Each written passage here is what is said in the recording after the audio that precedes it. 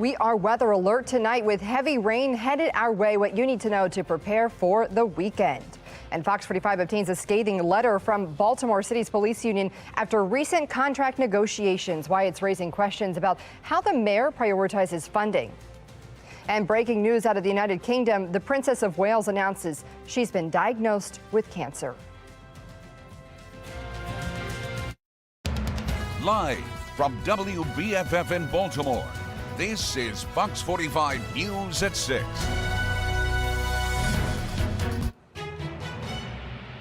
We are weather alert tonight as we prepare for heavy rain throughout our area tonight into tomorrow. You're taking a live look at conditions throughout our region at the Inner Harbor, Towson, and out on the roads. For now, it's still looking clear out there, but that's just for now, of course. Good evening and thanks so much for staying with us. I'm Maxine Stryker. Meteorologist Jasmine Lomax joins us now with what you need to know as that storm system heads our way tonight. Jasmine. Thanks, Maxine. We'll enjoy the nice and dry weather for a few more hours, but the rain moves in tonight. Ahead of that rain, we are looking at a flood watch for all of the spots in green running through tomorrow afternoon. And that's because we have the threat of heavy rain, which could lead to some flooding in flood prone or low lying areas. You want to make sure that you are staying alert and driving safely.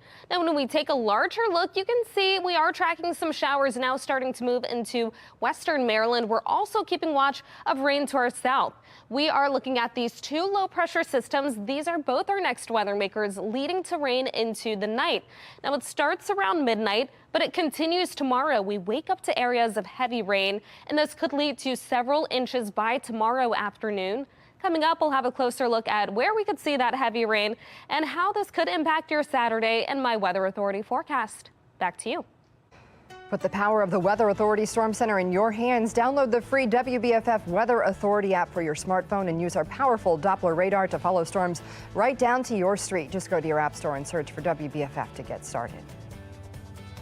Stay with Fox 45 News. Our team of meteorologists will continue to track this storm throughout the night and bring you the latest on Fox 45 Morning News. Wake up with Amy Aronson starting at 7 a.m. for everything you need to know before you head out the door.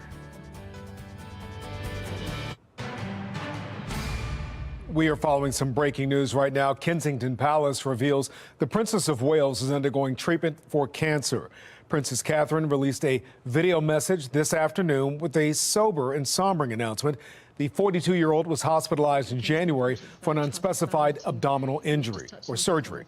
Now, at that time, it was believed her condition was non-cancerous, but doctors later found cancer had been present, so they recommended she undergo preventative chemotherapy. It has taken me time to recover from major surgery in order to start my treatment. But most importantly, it has taken us time to explain everything to George, Charlotte and Louis in a way that's appropriate for them and to reassure them that I'm going to be okay. Stay with Fox 45 for the latest updates on air and online. Maxine? When I read the letter, it almost seemed like a declaration of war. You cannot be having a feud with the police 6 weeks before the primary. The contract fight between Baltimore's police union and Mayor Brandon Scott raising questions about funding priorities in the city. This public fight comes as the FOP rejected Mayor Scott's latest contract offer to the city's police union. Fox 45 News obtained a letter about the deal the union president sent to union members saying 99% of them voted no on the offer. The letter calls the offer negligent given the short-staffed department. Taxpayer watchdog David Williams argues Mayor Scott should reevaluate his priorities, especially considering the money the city gives to the Safe Streets program. Funding is about choices, and the mayor right now has chosen Safe Streets over police officers, and that needs to change. The city doesn't need a program that's unaccountable, non-transparent. They need a police force that is taking care of public safety inside of the city. Right now, Monzi says $7 million towards the Safe Streets program. The average starting salary for a Baltimore police officer is about $60,000. That means with the money the city spends on Safe Streets, it could hire roughly 100 BPD officers. And Baltimore police say just this week they have taken 7 juveniles into custody for quality of life crimes. Fox 45's Alexa Ashwell has more on the bold statement an officer says a 14-year-old made after he was caught trying to steal a car. Baltimore police say this 14-year-old was wearing a GPS ankle monitor at the time of his arrest, so clearly he was already involved in the juvenile justice system and didn't fear consequence. Doesn't matter. I will be home later. That's what Baltimore police say a 14-year-old told an officer after he was caught trying to steal a car here on Wilkins Avenue in southwest Baltimore. Investigators detailing the young teen said this after the arresting officer noticed he was already wearing a GPS ankle monitor and questioned him about it. The police are only out there to enforce the law. They don't determine whether someone's released. They don't determine how long that person stays. They get as frustrated as anybody that they consistently have to arrest the same people. Mayor Brandon Scott questioned on the juvenile crime crisis here in Baltimore. In just the past 6 days, BPD says they've arrested 7 juveniles for various carjackings and auto thefts across Baltimore. One of those cases, a father and his 8-year-old son in Federal Hill. They had a whole scheme going. One grabbed my keys, the other one sucker punched me twice. Parents definitely need to be held accountable. The juveniles that are doing this have to be held accountable. The system that's in place now is simply not working. In another case, police say a 13-year-old and a 14-year-old robbed a man in Lower Herring Run Park in northeast Baltimore and then fled the scene in a car they had stolen in an armed carjacking earlier that day. The crimes bold, and the consequence seemingly pale in comparison. Again, it reiterates what I think the public is coming to understand is that, especially for juveniles in Maryland, there's very little accountability. This session, lawmakers in Annapolis putting a big focus on reforms to better hold young offenders accountable. But with each passing day, more people are becoming victims, and the need for solutions urgent. Mayor Scott detailing from last midsummer to last month, 471 juveniles have been arrested for various crimes here in Baltimore, with 31 of those arrests in February alone. We're going to continue to make those arrests. The mayor also says he's had increased conversations with court officials, but what change, if any, that may lead to, unclear. Reporting in Baltimore, Alexa Ashwell, Fox 45 News. Well, if you have a stolen car story or know someone who's been impacted by the spike in auto thefts, we want to hear about it. Just scan the QR code on your screen and tell us what happened, or send an email to news@foxbaltimore.com. Juvenile crime legislation has been a top concern for lawmakers in Annapolis this session. The House and Senate both passed bills aimed at juvenile justice reform, but with just over 2 weeks left in session, lawmakers have yet to finalize the bills. The Senate's version relies heavily on the Child in Need of Supervision petition process for young kids, or SINs, who steal cars the first time. The House diverts them to other programs instead of going through the petition process. Today, we questioned Senate President Bill Ferguson about where negotiations stand.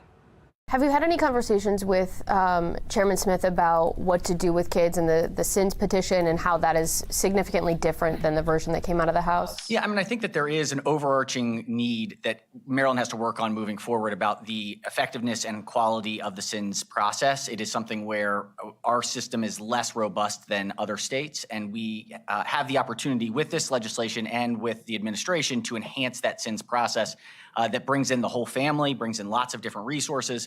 And so, I think that we'll come to agreement on it. I think the bedrock of the system is diversion. What we want is for kids to stop doing the behavior that they're engaged in. When they break the law, there's got to be accountability. Another major debate right now, the state budget. The House passed its budget yesterday with $1.3 billion in tax and fee hikes. But Senate President Ferguson has been saying all session that some of these plans are non-starters for him. There is no need to ask Marylanders to pay more without a clear and obvious purpose in this moment. Deadlines often have a good way of bringing people to a place of understanding. I feel very confident that we're not in a place where large-scale income or tax increases are something on the table for the Senate. Well, it's National Reading Month, and our parent company, Sinclair, is partnering with Reading is Fundamental to help improve child literacy in Baltimore and across the country. This morning, our team spoke with Reading is Fundamental CEO about the effort and how you can help. Books and reading resources. I can tell you in Baltimore alone, we've distributed tons of books and engaged tons of children in the joy of reading. In Old Mill South, in Anne Arundel County, we gave every child in that middle school a copy of Harry Potter. how exciting for those kids to have a copy of a book that is so iconic that they might not otherwise have had access to if we hadn't had the opportunity to partner with that school and get books to kids. And kids need to be able to read anything, anytime, anywhere. They need to be able to read a menu or a billboard or a street sign. They certainly need to be able to read the school books that they have so that they can be on a pathway for success. And one of the most important ways to ensure that children can learn to read is to ensure that they want to read. Join us right here on Fox 45 this Saturday at 5 p.m. for a special presentation, Sinclair Care Supporting Children's Literacy. For more information on the campaign or to donate, just scan the QR code with your phone. I'm Kayla Gaskins. Coming up, we take a look at the rising squatting problem frustrating homeowners across America. At least 40 people are dead after a shooting at a concert in Moscow. Why authorities are investigating it as a terrorist attack. Next.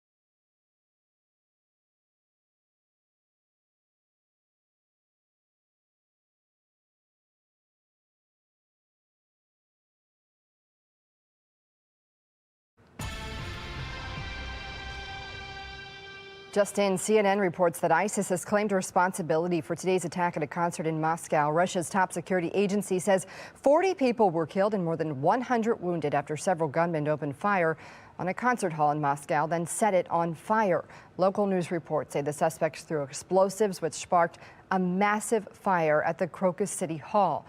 White House National Security Council spokesperson John Kirby calls the images horrible, noting U.S. officials are still learning all of the details. You look at that video if you have, and you got to recognize that there's some moms and dads and brothers and sisters and sons and daughters that haven't gotten the news yet. And this is going to be a tough day. So our thoughts are with them. Kirby also says the U.S. put out a notice to all Americans in Moscow to avoid any large gatherings and urged them to monitor the State Department for additional updates. A missing University of Missouri student has been found dead after a nearly 2-week search. Nashville police say 22-year-old Riley Strain's body was recovered from the Cumberland River roughly 8 miles west of downtown Nashville. He was last seen just before 10 p.m. on March 8th after drinking downtown with friends. Police say he was wearing the same shirt and watch shown in surveillance video. No foul play is suspected. I want to say to the family, my heart and prayers go out to you all for this very unfortunate and tragic incident. Strain's family has been informed and an autopsy is expected later today. Well, the squatting problem appears to be getting worse for American homeowners as the legal system in many cases sides with the squatter. St. Clair National correspondent Kayla Gaskins takes a closer look.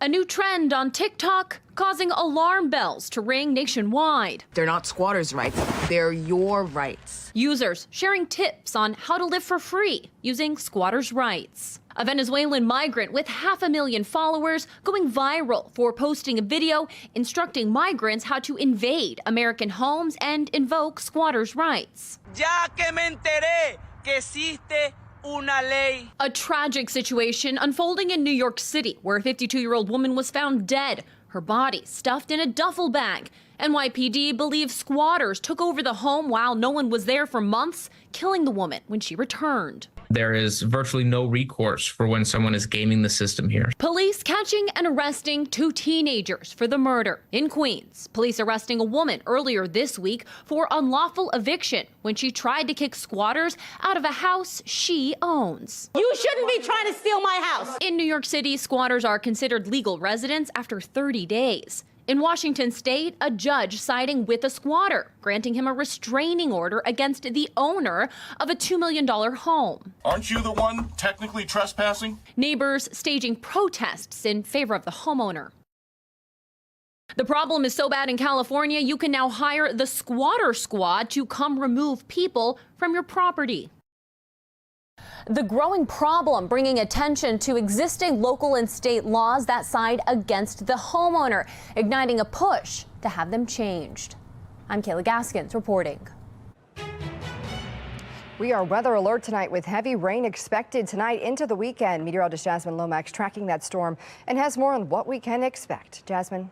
Thanks, Maxine. Unfortunately, that rain is going to arrive tonight, but the impacts really begin tomorrow as we get ready for heavy rain. That could have an impact on your plans for Saturday. Now, we are still dry on the HD radar across the Baltimore area, but notice all the spots in green.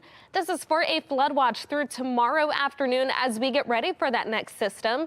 Now, we are nice and dry across Baltimore. Temperatures around 48. Around the rest of the state, we're seeing temperatures mostly in the 40s, a couple spots in the 50s, but we are going to see those numbers slowly fall as we get ready for our next weather makers. We're watching 2 areas. The first is a low pressure system in cold front, and the second closer to the Gulf. Notice that we're seeing rain associated with both of these systems, and it's what's heading our way tonight, leading to the chance for rain, which could be heavy at times. Now, this starts closer to midnight. We'll see a few spotty showers to begin, but notice how the coverage increases as we head later into the morning. Around 7, 8 o'clock, we're waking up to spots of heavy rain. If you will be driving in the morning or even the early afternoon, this heavy rain could have an impact on your drive. The rain will gradually start to taper late tomorrow afternoon and into the evening. The clouds will also clear overnight. For Sunday, we'll be nice and dry following this weather maker, and we'll enjoy plenty of sunshine. In terms of rainfall totals, we could be looking at greater than 3 inches across some locations. This could lead to some issues with flooding, especially for flood-prone and low-lying areas. Make sure that you have multiple ways of receiving any warnings or alerts that may be issued. 46 for the low temperature tonight with rain starting around midnight. There could also be some spots of patchy fog. Then tomorrow, high temperatures reach 57. Of course, we have the rainy conditions and gusty winds as well. Coming up, I'll have a look at what it looks like next week and for opening day in the exclusive 10-day forecast. Weather Window, presented by the National Weather Desk. You can hear the thunder. Rare thunder snow was heard in Iowa this morning. Snow is also falling here in Minnesota and other area states. It's just an appetizer for a much bigger storm arriving on Sunday. Graupel fell in Illinois. It forms when supercooled water droplets freeze on a snow crystal. And this impressive sight shows mammatus clouds over Amarillo with a rain shaft in the distance.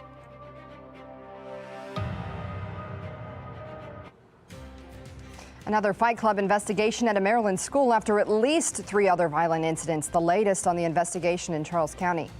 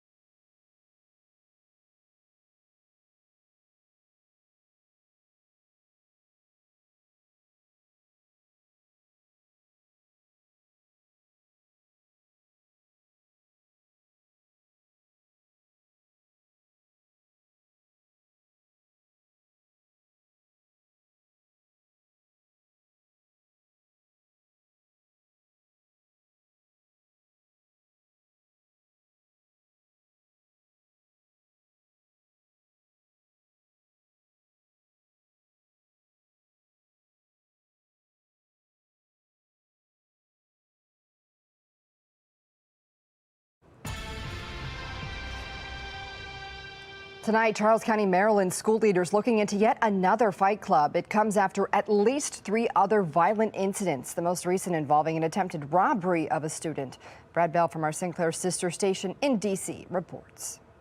According to the Charles County Sheriff, the attack happened in a bathroom here at McDonough High School earlier this week. Students assaulting a fellow student, targeting him for robbery because they believed the victim had cash won in fights staged in school as part of a fight club.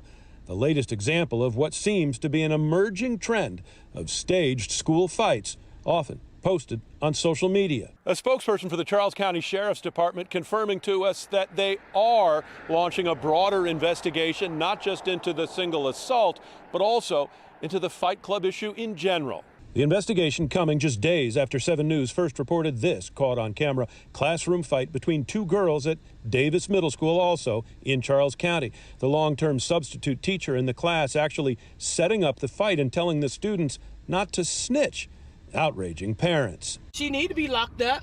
They should put her in the ring with them kids and let them kids do the same thing that she doing in there. And at Cora Rice Elementary School in Prince George's County, a new lawsuit filed by a parent who alleges a teacher set up a, quote, fight game beating of her 10-year-old daughter by other students. I can't believe something like this can actually happen in an elementary school in a classroom. This afternoon, Charles County Superintendent Maria Navarro issuing a statement saying fighting, whether agreed to or not, is a safety risk to all students, and saying she has asked administrators to step up their visibility and monitoring of students in hallways and of being mindful of the number of students in bathrooms. She also wants parents to be mindful of what students are doing with their cell phones and posting on social media. This parent saying parents must do better. It's time for the community to step up. This is our community. And if we want better, we have to do better. In La Plata, Brad Bell, Fox 45 News. The cherry blossoms are in full bloom in Washington, D.C. and Baltimore right now, but tonight might be your last chance to see them, unfortunately. On the left, that's a live look at the blossoms on the Tidal Basin in D.C. And on the right, video of the trees at Fort McHenry. Heavy rains and wind can bring a quick end to the blossom season, though, and that's exactly what we're going to get tonight. Meteorologist Jasmine Lomax here now with a look at the forecast and what could happen to these beautiful trees. Jasmine? Thanks, Maxine. We've got rain on the way, and not just any rain, but heavy rain lasting for several hours tomorrow. That, unfortunately, not good news for the cherry blossoms, but temperatures reach 57. Make sure that you stay weather alert tomorrow. We dry out by Sunday, 55 for the high with breezy conditions, 61 on Monday. Then we're looking at the 50s over the days that follow. We'll have the next chance for rain on Wednesday. Showers could continue into Thursday morning, but it looks better for opening day. Drier by the afternoon. After that, temperatures will be above average in the 60s. Maxine? Finally tonight, experts are sharing some tips on how to get the perfect shot of the upcoming total solar eclipse. Photographers must wear protective eclipse glasses just like other spectators. Their cameras will also need special protective wear. According to NASA, photographers will need a proper solar filter to put on their camera lens, and a chief photographer for the Associated Press recommends photographers practice using higher apertures to get the perfect shot. The solar eclipse will be visible in North America on April 8th. That's all for Fox 45 News at 6. Family Feud is next. We'll see you again tonight at 10. Have a great night.